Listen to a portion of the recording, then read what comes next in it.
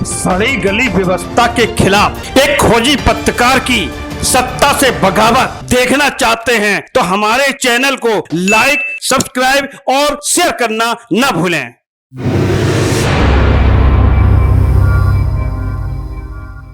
उत्तर प्रदेश की राजधानी लखनऊ का ये एक विंगम दृश्य है। ये अकबर नगर कॉलोनी इस समय चर्चा का विषय बनी हुई है। अकबर नगर कॉलोनी के पीछे का आप अगर दृश्य देखें तो किस तरीके के वातावरण में, किस तरीके के माहौल में एक बहुत बड़ी आबादी यहां रह रही है। सरकार के द्वारा, अथॉरिटीज के द्वारा ये कहा जा रहा है ये अकबर नगर कॉलोनी अनाधिकृत रूप से लोग बसे हुए हैं। आप कल्पना कर सकते हैं, जरा मैं अपने कैमरामैन से कहूंगा जरा इनके पीछे के हिस्सा दिखाइए। ये वो लोग हैं उन परिस्थितियों में रह रहे हैं जिस तरह से नाली के कीड़े मकोड़े रहते हैं। इस परिस्थिति को भी इनके छीना जा रहा है। बुलडोजर चलाने की बात कही जा रही है। कहा जा रहा है आप लोगों सभी जितने यहां लोग रह रहे हैं ये अनाधिकृत रूप से रह रहे हैं। ये एकाएक एक दिन में तो इतनी बड़ी आबादी एक दिन में तो नहीं बस गई होगी। जब ये लोग बस रहे थे तो जिला प्रशासन कहां था, नगर निगम कहां था, लखनऊ विकास प्राधिकरण कहां थे, राजनेता कहां थे, सांसद कहां थे, विधायक कहां थे, मंत्री कहां थे। मैंने जब इन लोगों से बात की तो लोगों ने कहा कि मेरे पास आधार कार्ड भी है, मेरे पास वोटर आईडी कार्ड भी है, मैं वाटर टैक्स भी देता हूं, मैं इलेक्ट्रिक बिल भी देता हूं और यहां तक कि देश के रक्षा मंत्री राजनाथ सिंह के कोटे से इंटरलॉकिंग टाइल्स तक बिछाई गई है। अगर ये अनाधिकृत थे तो ये सुविधाएं इनको क्यों दी जा रही थी, इनको उसी समय क्यों नहीं हटाया जा रहा था। मानवता पे ये बहुत बड़ा क्वेश्चन मार्क है कि मानव राजधानी लखनऊ में किस तरीके की, किस परिस्थितियों में, झोपड़पट्टियों में नाले के किनारे रह रहे हैं। इसको कुकरेल नाला के रूप में जाना जाता है। इसके ऊपर रिवर फ्रंट बनाए जाने की योजना है। बनाइए, बहुत अच्छी बात है, रिवर फ्रंट योजना बननी चाहिए। शहर, राजधानी शहर का, लखनऊ का सौंदर्यीकरण होना चाहिए। लेकिन किसके सीधे पे? इन लोगों के। देखिए आप, नाले के, कुकरेल नाले के किनारे बसे हुए ये लोग अपना जीवन यापन कर रहे हैं। इनको उजाड़ने की कोशिश हो रही है।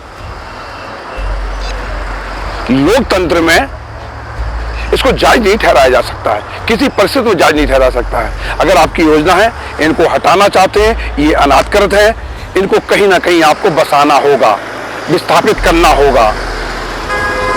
तब तो सरकार की नीयत में ईमानदारी नजर आएगी।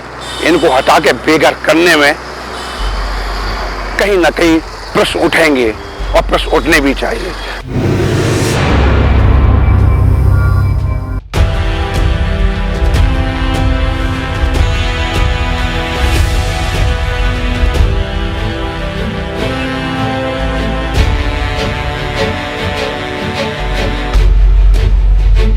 ये अकबर नगर स्थित शिक्षा का मंदिर है। जिस तरीके से एक नोटिस आया है अकबर नगर के समस्त निवासियों को कि आप लोग अनाधिकृत रूप से रह रहे हैं, आप लोगों को इस बात के लिए नोटिस दिया जाता है आप इस इलाके को खाली कर दें, क्योंकि सरकार को इस इलाके में रिवर फ्रंट बनाना है। क्या रिवर फ्रंट इतना जरूरी हो गया कि आप समाज के अंतिम पायदान पे खड़े हुए लाचार और बेबस लोगों के ऊपर, सर के ऊपर से छत छीन लेंगे, जहां पे छोटे छोटे बच्चे यहां पर शिक्षा ग्रहण करते हैं। उस शिक्षा के मंदिर को गिराने के लिए आप अपने अभियान में शामिल करते हैं। ये कितनी बड़ी विडंबना होगी, जहां पे अनगिनत बच्चे पढ़ लिखकर ऊंचे पदों पर जाएंगे। उस शिक्षा के मंदिर को गिराने के लिए निर्णय लिए जा रहे हैं। और सबसे बड़ी बात है, आप अपने आदेशों का पालन करने के लिए आपने इस पूरे इलाके को खाकी वर्दी की छावनी में तब्दील कर दिया है। संगीन के साए में घिरे हुए ये लोग कितने डरे हुए हैं। छोटे छोटे बच्चों की आंखों में आंसू हैं, बेबस हैं, लाचार हैं, कोई उनकी सुनने वाला नहीं है। लोकतंत्र में तो ऐसा नहीं होता है, ना लोकतंत्र में ये स्वीकार किया जा सकता है। आपको लगता था अगर ये लोग अनाथकृत हैं तो आपको पहले इनके लिए एक योजना बनानी चाहिए थी, क्योंकि लोकतंत्र में सरकारें, मैं बार बार एक बात कह रहा हूं, सरकारों का काम जनहित में लोक कल्याण के लिए होता है। अगर लोगों का कल्याण नहीं होगा तो ये लोकतंत्र कभी मजबूत नहीं हो सकता है, कभी मजबूत सत्ताएं जो है नहीं केंद्रित हो सकती हैं। आप अपने अहम में, अपने अहंकार में इतने अडिग हो गए हैं कि आपको छोटी छोटी बच्चियां, छोटी छोटी बेटियां, छोटे छोटे मासूम बच्चों के सपनों को आप संगीनों के साए में रौंदना चाहते हैं। मैं अपने कैमरामैन से कहना चाहूंगा, बच्चों की तरफ जरा कैमरा करिए, दिखाइए इनको ये मासूम बच्चा बचपन किस तरह से संगीनों के छाव में, संगीनों के साए में छीनने की सरकार की एक कोशिश हो रही है। और इससे बड़ी विडंबना क्या हो सकती है। शिक्षा का मंदिर आप अपने एक आदेश से छीनना चाहते हैं। इन मासूम बच्चों को जो गरीबी रेखा के नीचे भी आते हैं, इनको यहाँ पढ़ने की व्यवस्था दी गई थी, पढ़ने के लिए एक स्थान था। ये बच्चे सीएमएस में नहीं, इतने महंगे स्कूल सीएमएस में नहीं जा सकते हैं, सेंट फ्रांसिस में नहीं पढ़ सकते हैं। इनके लिए यहीं के लोगों ने एक स्कूल बनाया, उसको भी इन बच्चों से वंचित किया जा रहा है, गिराने की कोशिश की जा रही है। क्या नाम है बहन जी आपका? मेरा नाम रेशमा है। रेशमा, क्या करते हैं आप? झाड़ू पोछा बर्तन करते हैं, बच्चों का पालन पोषण होता है इसी से। ये पान बनारस वाला है कि लखनऊ वाला है? लखनऊ वाला। लेकिन बनारस वाले पान से लखनऊ वाले पान की तासीर ज्यादा दिख रही है। वो राजधानी है ना, तो राजधानी के लोग जो राजधानी लखनऊ का पान खा के इतने कमजोर कैसे हो सकते हैं? ना, कमजोर नहीं है। हाँ। पब्लिक कमजोर नहीं है, पब्लिक बहुत मजबूती से, बहुत अहंकार से, बहुत उम्मीद से सबके आगे अड़ के खड़ी हुई है और अपने बच्चों का भविष्य लेके। छोटे छोटे बच्चे हैं, हम लोग कोई कल तो यहाँ आए नहीं हैं, कल तो बसे नहीं हुए हैं, कम से कम 50 से 60-70 साल के निवासी हैं सभी लोग। तो अगर कमजोर नहीं है तो घरों से ठेलों पे सामान लद के कैसे जा रहा है? अब वो कुछ ऐसे व्यक्ति थे कि जैसे कुछ लोग किराए पे रहते थे, तो भाई खाकी वर्दी वालों का तो डर इतना सता के रख दिया, इतना दबदबा बना दिया गया, तो वो लोग तो पहले ही भाई अपना व्यवस्था तो करेंगे ना, कहीं निकल के तो जाएंगे ना, क्योंकि वो तो किराएदार थे। चंडी का रूप धारण क्यों नहीं करती हो? होगा, शुरुआत हुई है चंडी का रूप धारण करने की, अब काली भी आएगी। कोरोना जब आपका वो आता है, अरे बुलडोजर आता है, तो बुलडोजर के नीचे सारी महिलाएं जो ये एहसास करा दे मैं चंडी बन सकती हूँ, मैं महिला हूँ लेकिन मैं कमजोर नहीं हूँ, उनके नीचे क्यों नहीं लेटा जाता है? सामान क्यों चला जा रहा है? अरे ये तो सरकार को भी पता होना चाहिए कि जो औरत लक्ष्मी है वो काली बनने में उसको देर नहीं लगती है, वो काली भी बन सकती है। जिसको लक्ष्मी बोला गया वो काली भी हो सकती है। तो नारा क्यों नहीं दे रही हो? नारे लगाए तो जा रहे हैं, महिला एकता जिंदाबाद जिंदाबाद। कहाँ जाएंगे? मुख्यमंत्री योगी आदित्यनाथ जी, आप अकेले मुख्यमंत्री नहीं हैं, आप एक संत हैं, और एक संत की परिभाषा होती है जब तक समाज के अंतिम पायदान पे खड़े हुए व्यक्ति अगर भूखा सोता है, एक संत को नींद नहीं आती है। तो उत्तर प्रदेश के मुख्यमंत्री योगी आदित्यनाथ अब मुख्यमंत्री के साथ साथ संत हैं। इतनी असंख्य महिलाओं के चेहरे की उदासी, लाचारी या बेबसी आखिर आप कैसे देख रहे हैं? आपको नींद कैसे आ रही है? आप कैसे सो सकते हैं जहां पे इतनी बड़ी आबादी को बेघर करने की कोशिश की जा रही हो, जहां पे इतने छोटे छोटे मासूम बच्चे जिनको ये नहीं पता है कि अकबर नगर क्या है और इनको अभी से बेघर करने की कोशिशें की जा रही हैं, वो भी संगीनों के साए में बुलडोजर की दम पर। याद रखिएगा मुख्यमंत्री जी, कभी सत्ता वो मजबूत नहीं हो सकती है जो गरीबों के सीने पे लात रख के आगे बढ़ती है। अगर आप संत हैं तो हर चेहरे को मुस्कुराते हुए देखने के लिए कार्य करिए। आज 23-24 साल की पत्रकारिता में आज बेहद तकलीफ में हूं। बस एक रिपोर्टर के नाते आंखों में आंसू नहीं आ रहे हैं, लेकिन बहुत मजबूर हूं। इन बच्चों को भूखा नहीं देखा जा सकता। इन बच्चों को किसी भी हालत में, किसी भी परिस्थिति में बेघर नहीं देखा जा सकता। कहां चली गई राजधानी लखनऊ की वो मीडिया, वो पत्रकार जो दम भरते हैं, सच का जो दम भरते हैं। आखिर सत्ता की चौखट पर नाक रगड़ने वाले वो पत्रकार कहां चले गए, जिन्होंने इस बात के लिए इतने बड़े हुजूम की बेबसी और लाचारी नहीं देख रहे हैं। मुख्यमंत्री जी 2017 से मैं लगातार देख रहा हूं, जब रामनवमी का दिन आता है, जब रामनवमी आती है, आप गोरखनाथ में मंदिर में जाके वहाँ बेटियों के, बच्चियों के पैर धुल के उनकी पूजा करते हैं, उनकी आरती उतारते हैं, उनके सामूहिक रूप से उनके पैरों को आप धुलकर गौरवान्वित महसूस होते हैं कि उत्तर प्रदेश में एक संत की सरकार है जो बेटियों का सम्मान करती है, जो बेटियों की पूजा करती है, जो बेटियों की आरती उतारती है। वहीं लखनऊ के अकबर नगर एक ऐसा इलाका है जहां पे आपके एक आदेशों से, लखनऊ विकास प्राधिकरण के नोटिस से पूरा 50-60 हज़ार की आबादी के अंदर एक रोष है, एक लाचारी है, एक बेबसी है, एक उदासी है। ये भी छोटी छोटी बच्चियां हैं, ये भी किसी घर की बेटियां हैं, किसी के घर की बहनें हैं, किसी के घर की सब कुछ हैं। आखिर इन बच्चियों को घर से बेघर क्यों किया जा रहा है? ये बच्चियां डरी हुई हैं, सहमी हुई हैं, बस ये कुछ बोल नहीं पा रही हैं। ये कह रही हैं, सर अंकल मैं कहाँ जाऊँ, कैसे जाऊँ, मेरे पापा के पास इतना पैसा नहीं है कि मेरे पापा कहीं दूसरी जगह जाके एक मकान ले सकें जहाँ पे उस छत के साए में हम लोगों का जीवन यापन हो सके। मुख्यमंत्री जी, ये बहुत बड़ा एक ऐसा निर्णय लिया जा रहा है जहाँ पे जनमानस को बेघर करने की एक कोशिश है। लोकतंत्र में ये स्वीकार नहीं है, किसी भी हालत में स्वीकार नहीं है। लेकिन जिस तरीके से मैं मुख्यमंत्री जी से सवाल कर रहा हूँ, मेरे उत्तर प्रदेश की सभी राजनीतिक दलों की जो विपक्ष पार्टियां हैं, जो वोट बैंक के लिए जब चुनाव आते हैं दरवाजे आके वोट मांगते हैं, आखिर वो इनके हक हकूक़ के लिए अकबर नगर जैसे इलाकों से क्यों दूर हैं? वो क्यों नहीं आ रहे हैं? इनके हक हकूक़ के लिए आवाज़ क्यों नहीं उठा रहे हैं? और मुझे जो सबसे बड़ी पीड़ा और दर्द जिस चीज़ को मैंने यहाँ आकर महसूस किया, आखिर वो लखनऊ की पत्रकारिता के वो चेहरे कहाँ हैं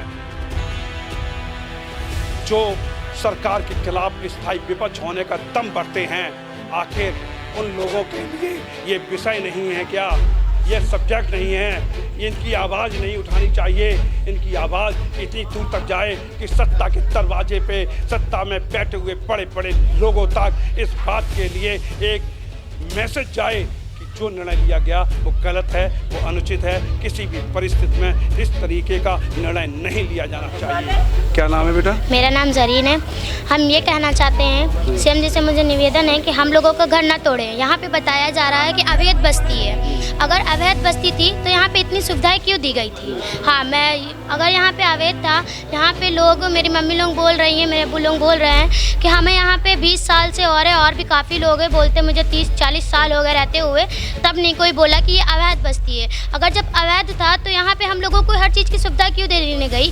हम लोग, हमारी पैदाइश भी यहीं हुई, तो हमारी अम्मी बोल रही हम लोगों का अगर कोई वो नहीं था, हम लोगों का यहाँ पे आधार कार्ड बना, जन्म तिथि बनी, मम्मी लोगों के भी और प्रूफ्स बने यहाँ के नाम से। और अगर यहाँ पे कुछ अवैध था तो यहाँ पे क्यों दिया गया था हम लोगों को ये? अब सरकार बोल रही है कि ये घर उजाड़े जाएंगे, हम लोगों की पढ़ाई वेस्ट हो रही है। हम लोग अगर और कहीं जाएंगे तो इस तरह हमें सुविधा नहीं मिल पाएगी। अगर पहले ही होता तो ठीक रहता। अब यहाँ पे इतने अच्छे अच्छे मकान है, हर चीज़ है, अब यहाँ पे बोल रही है कि यहाँ पे उजाड़ना है, ये अवैध बस्ती है। अगर एक बात ये माना जाए, अवैध बस्ती अगर सरकार कह रही है जी, उजाड़ने से पहले बसाने का प्रोग्राम सरकार के पास होना चाहिए। हाँ, वो बोल रहे हैं मगर 5 लाख रुपए ले रहे हैं उस बस्ती के लिए, और वहाँ पे कोई सुविधा भी नहीं है अच्छी। जैसे हम लोगों को यहाँ पे हर चीज़ की सुविधा है, वैसे वहाँ पे नहीं है। जंगल में दे रहे हैं कॉलोनी, नहीं, और वहाँ पे कुछ भी मतलब किसी चीज़ की भी सुविधा भी नहीं है। जैसे मैं यहाँ पे पानी, बिजली, बत्ती, हर चीज़ की सुविधा है। 5 लाख रुपए कौन मांग रहा है? वो मतलब सरकार कह रही है। नहीं, सरकार LDA वाले किस अधिकारी ने कहा कि 5 लाख रुपए दो? LDA वाले ने बोला है कि दो तो मकान देंगे, फॉर्म भरा इंद्रमणि जाएगा। त्रिपाठी। हाँ, इंद्रमणि त्रिपाठी जी जो लखनऊ विकास पार्षद के उपाध्यक्ष हैं, यहाँ की कई बहनों के द्वारा, बेटियों के द्वारा ये बात कही जा रही है। उन्होंने कहा कि 5 लाख रुपए दीजिए, हम आपको दूसरी जगह बसाने की व्यवस्था करते हैं, हम आपको भूखंड देते हैं, लेकिन आपको 5 लाख रुपए आपको देने होंगे। जहाँ 2 टाइम की रोटी के लिए संघर्ष किया जा रहा हो, जहाँ बच्चों को पढ़ाने के लिए संघर्ष किया जा रहा हो, समाज का एक अच्छा नागरिक बनाने के लिए संघर्ष किया जा रहा हो, उस वर्ग से आप उन लोगों से 5 लाख रुपए देने की कैसे अपेक्षा कर सकते हैं, कैसे उम्मीद रख सकते हैं? क्या नाम है आपका? शाहीन खान। शाहीन खान। हम लोगों से 3 यहाँ किस बात के लिए इकट्ठे हुए हैं यहाँ? हम इस बात के लिए इकट्ठे हो कि सरकार द्वारा हमारी बात पहुँचे, क्या बात पहुँचाना चाहते हैं आप? कि हमारा घर नहीं तोड़ा जाए। कब से इस घर में रह रहे हैं आप? हमारे घर, हमारी नानी भी यहाँ पैदा हुई थी, हमारी मम्मी भी यहाँ, मैं भी पैदा हुई हूँ। पैदा हुई हैं। जी कभी ये बात अपनी संबंधित पटलों पर रखी आपने? नहीं रखी। आपको ये बताना चाहिए था कि हम इतनी सुविधाएं सरकार से, राज्य सरकार से, देश सरकार की इतनी योजनाएं मिल रही हैं उनके लिए, उनके तब आप लोगों ने नहीं बताया कि हम अवैध हैं। आज मुझको अचानक अवैध ठहराया जा रहा है। अवैध नहीं, अवैध ठहराया जा रहा है। यहाँ पे हर चीज़ की सुविधा है। यहाँ मेरा अभी 12th बोर्ड है, हमारी छठ छिन जाएगी तो हम बोर्ड कैसे देंगे? हमारी पढ़ाई खराब नहीं हो जाएगी? आप 12th में हैं? जी, मेरा बोर्ड 22 फरवरी को डेट आ गई है। देख लीजिए, इसे सत्ता का दमन कहते हैं, इसे पूर्ण रूप से सत्ता का दमन कहते हैं कि एक बच्ची जिसके इंटरमीडिएट की बोर्ड की परीक्षा फरवरी से है और उस बच्ची के सर के ऊपर से इस बात का डर बना हुआ है कि उसके माता पिता का घर उजाड़ा जा रहा है, घर गिराने की लिए बात कही जा रही है। वो बच्चा इतने सदमे में है, उसकी उदासी, उसकी बेबसी उसके चेहरे से देखी जा सकती है। तो वो पढ़ाई कैसे करेगी? कैसे एक अच्छे नागरिक की आप उससे उम्मीद कर सकते हैं? ऐसी परिस्थिति में सोचना होगा उत्तर प्रदेश की सरकार को, उत्तर प्रदेश के मुख्यमंत्री को। यहाँ ये और अकबर नगर उजाड़ा जा रहा है, हम लोगों की दुकान हम लोगों से छीनी जा रही है, हम लोग का मकान हम लोगों से छीना जा रहा है। कहाँ जाए आप बताइए सर? बहन जी, जब आपके पूर्वज यहाँ बस रहे थे, क्या उनको ये जानकारी नहीं थी? बिल्कुल नहीं थी सर। अगर होती, अगर हम कह रहे हैं, आप ये बात सुनिए, अगर आपकी चीज़ थी तो आप हमको पहले बता देते कि ये मेरी चीज़ है। हमारे पूर्वज न बसाते हैं, हम लोग दिनकर करके अपना आशियाना ना बसाते। आज आप हम लोग बस गए तो आप कह रहे हमारी चीज़। अगर आपकी चीज़ है तो हमारी लाइट कैसे लगने दी? अगर आपकी चीज़ है तो टैक्स कैसे ले रहे हैं आप? ये बताइए मैम। ये वो मंदिर है, ये वो मंदिर है जो अकबर नगर योजना के तहत जो यहाँ मकान उजाड़े जाने की योजना प्रस्तावित है, जो यहाँ पर बुलडोजर चलाने की बात कही जा रही है, जहाँ इतना बड़ा पुलिस फोर्सेस यहाँ पे मौजूद है। एक तरफ 22 जनवरी को रामलला के उद्घाटन के लिए राष्ट्रीय पर्व मुख्यमंत्री के राष्ट्रीय पर्व प्रधानमंत्री के नेतृत्व में मनाए जाने की बात है, वहीं पर एक ये मंदिर को, क्या ये मंदिर इसकी जद में नहीं आएगा? ये बताना होगा। अगर मंदिर को गिराया जाता है तो आपकी आस्था कहाँ चली जाती है? और मंदिर को अगर नहीं हटाया जाता है तो इतने लोगों के मकान क्यों हटाए जा रहे हैं? आप लोग ये बताइए, हम लोग जाए कहाँ? आप हमको ये सिर्फ बताइए, सरकार हमको बताए हम लोग जाए कहाँ, किस जगह जाए? आप लोग खुद कहते हैं ना कि सरकार ने खुद कहा है ये चीज। आप सरकार ने कहा है कि अगर कोई किराएदार, कोई पट्टे वाला कहीं पर बस रहा है तो हम उसको पूरा पक्का मुहैया करवा के देंगे। हम लोगों को क्या दे रहे हैं आप? हमको कुछ नहीं चाहिए, हमारी दुकान है, हमको हमारी दुकान चाहिए, हमें हमारा मकान चाहिए। यही अकबर नगर वालों की आपसे विनती है, हमारी चीज हमको दी, हमसे ना लीजिए। आप कुछ दे नहीं सकते तो हमसे लेने का हक किसने दिया? आपने कहा कि हम आपको राशन दे रहे, राशन नहीं दे रहे। आपने कहा गरीबी हटाएंगे, गरीबी नहीं हटा रहे, गरीबों को हटा रहे। आपसे अनुरोध है, गरीबों को मत हटाइए। गरीबों को बिल्कुल आप कह रहे हैं यहाँ पर हम सौंदर्यकरण कराएंगे। अरे जब इंसान नहीं रहेगा तो सौंदर्यकरण किस चीज का? आप ये बताइए, सौंदर्यकरण किस चीज का? जानवरों को बसाएंगे? लोकतंत्र की दहलीज पर अंतिम सीढ़ी पर बैठे हुए ये वो बहन जी हैं जिनके अंदर की पीड़ा और दर्द मुख्यमंत्री जी तक पहुंचाने की कोशिश की जा रही है। इनके दर्द को समझने की कोशिश करिए। ये बहन जी ये कह रही हैं कि हमको राशन नहीं चाहिए, मुझे जिंदगी जीने के लिए छत चाहिए। इतनी बड़ी संख्या में पुलिस कर्मियों की मौजूदगी इस बात का संकेत है यहाँ कुछ होने वाला है, यहाँ कुछ होने वाला है, यहाँ कुछ विशेष होने वाला है। नहीं तो दिसंबर के अंतिम सप्ताह में इतनी बड़ी संख्या में पुलिस बल यहाँ मौजूद ना होता। आखिर आपके जबरन आदेश क्या खाकी के साए में पूरे किए जाएंगे? खाकी अंतिम पायदान पे खड़े हुए व्यक्ति की सांसों को वापस करने के लिए बनाई जाती है, उनकी सांसों को छीनने के लिए नहीं बनाई जाती है। आप यहाँ पर किस लिए आए हैं? शांति व्यवस्था की। शांत। यहाँ पे अशांति का क्या वातावरण आपको महसूस हो रहा था? No comment. आप किसी अधिकारी से पूछिए तो बहुत। नहीं, ड्यूटी आप कर रहे हैं, ड्यूटी आप दे रहे हैं, ड्यूटी आप दे रहे हैं और आपने ये कह दिया शांति व्यवस्था को बनाए रखने के लिए। यहाँ पर यहाँ लगा दिया नहीं, यहाँ पर आपको ये भी तो जानकारी दी गई हो यहाँ वातावरण अशांत होने वाला है। क्या वातावरण अशांत होने वाला है? किसी प्रकार का कुछ अव्यवस्था न फैले इसलिए यहाँ लगाया। नहीं तो आपको या आपके उच्च अधिकारियों को ये कहां से कौन से ऐसी बेग तरंगे आ गई जहां पे अशांति व्यवस्था फैलने की आपको आशंका थी? ये तो उच्च अधिकारी ही बताएंगे। उच्च पदों पर बैठे हुए लोग सत्ता के सामने कैसे नतमस्तक हो जाते हैं कि उनके निर्देशों पे ये सभी मेरे सुरक्षाकर्मी ड्यूटी देने के लिए कटिबद्ध रहते हैं, उन आदेशों का पालन करने के लिए कटिबद्ध हो जाते हैं। आखिर बड़े उच्च अधिकारियों की रीढ़ की हड्डी कहाँ चली गई जहाँ पे सत्ता के एक इशारे पर वो लेट जाते हैं, सत्ता की चौखट पर लेट जाते हैं।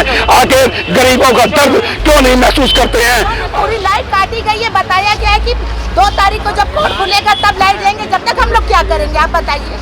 पानी लाइट सब काट दी गई हमारे घर की। ये देखिए सामने कैमरा लगा दिया गया कि हम लोग सामान ले जा सकते हैं, ला नहीं सकते। जो हम लोग अपने दुकानों से हम लोग का खाली करवाया गया जबरन। यहाँ पर खड़े हुए नाम लगाया गया कि आप लोग अपना सामान खाली करिए, वाला बुलडोजर चलवा देंगे। हम लोग कैसे कैसे एक पिंका कर करके जाना। ये लाचारी और बेबसी, ये लाचारी और बेबसी सत्ता के चेहरे पर तमाचा है। आखिर जब चुनाव आते हैं तो सभी पार्टियों के नेता अकबर नगर के दरवाजे पर चौकट पर माथा टेकते हैं, वोट मांगते हैं। आखिर आज इनकी लाचारी और इनकी बेबसी पर कोई यहाँ पर क्यों मौजूद नहीं है? मेरा सत्ता पक्ष के साथ साथ संपूर्ण विपक्ष से ये सवाल है, आखिर इनकी लाचारी बेबसी पर आज यहाँ पर वो लोग मौजूद क्यों नहीं है? जनता दल यूनाइटेड से हैं, नीतीश कुमार की पार्टी से हैं, यहाँ पर विपक्ष क्यों नहीं आ रहा है? मैं आपके चैनल के माध्यम से कहना चाहती हूँ विपक्ष के सभी उत्तर प्रदेश के नेताओं को कि अगर लाज बची हो आपके अंदर तो आप आइए, इन पब्लिक का साथ दे दीजिए। अगर लाज नहीं बची हो तो चूड़ियाँ पहन करके आप लोग अपने घरों पर बैठ जाइए। जब चुनाव आता है तो आप चूहे के बिल से निकल करके जनता के सामने कहते हैं हमारी सरकार नहीं है, हमको बनाइए। जनता ने आपको भी मौका दिया लेकिन आप काम क्यों नहीं कर रहे? आज अखिलेश यादव जी को आना चाहिए और सड़कों पर उतरने की जरूरत है। डिम्पल यादव जी को आना चाहिए, सड़कों पर उतरने की जरूरत है। मायावती जी को भी आना चाहिए। ट्वीट करने से काम नहीं चलेगा क्योंकि उत्तर प्रदेश और देश में तानाशाही सरकार चल रही है। सड़कों पर उतरने की जरूरत है सभी इंडिया गठबंधन के लोगों को।